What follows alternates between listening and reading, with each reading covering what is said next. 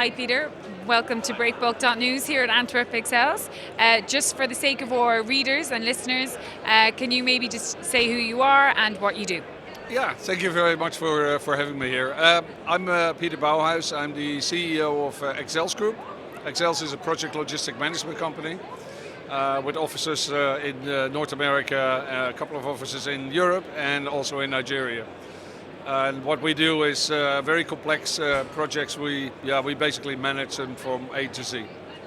Okay, and what brings you to AntwerpXL today? Besides being a moderator, I think the AntwerpXL is probably a good platform here to meet with stakeholders, especially the stakeholders that are being used in projects.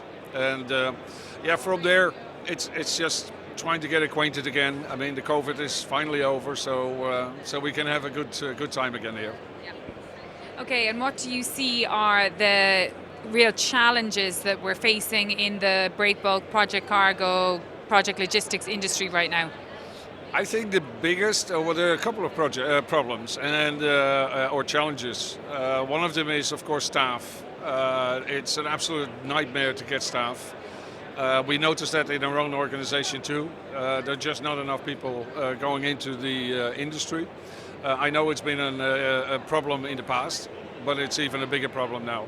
The other one is, of course, the current situation in Europe. The energy price is going through the roof.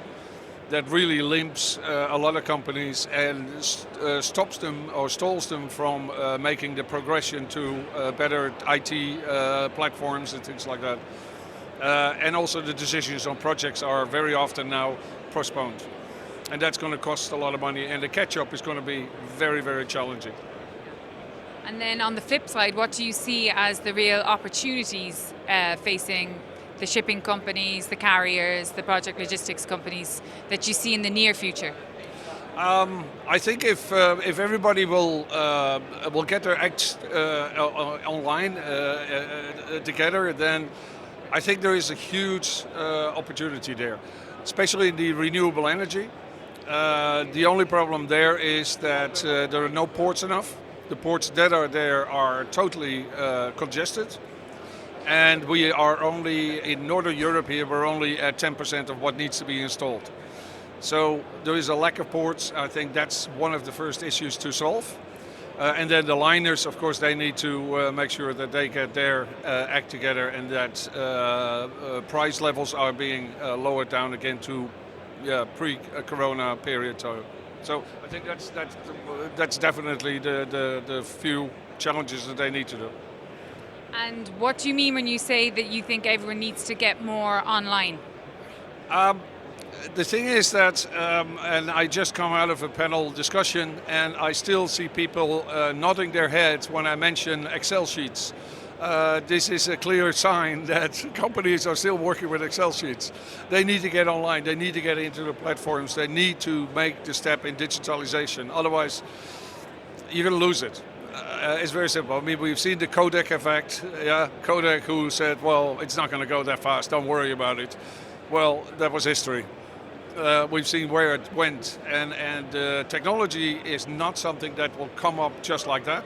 The technology is already there. It will accelerate, and it will pass those companies that are not taking action. So yes, it is a lot of investment, it's a lot of effort. If you don't do it, you will not be here at the show anymore.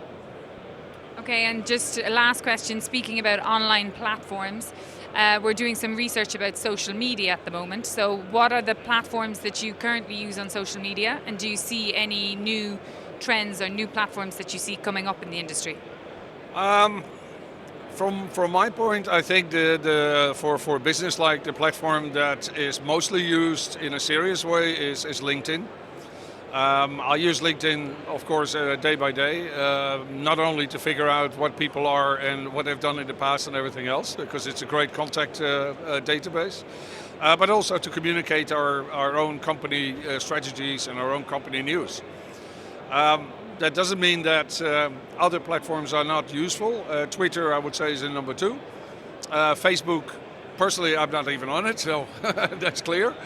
But yeah, I think Facebook, by the way, is more for the end consumers. It's more for a different type of industry.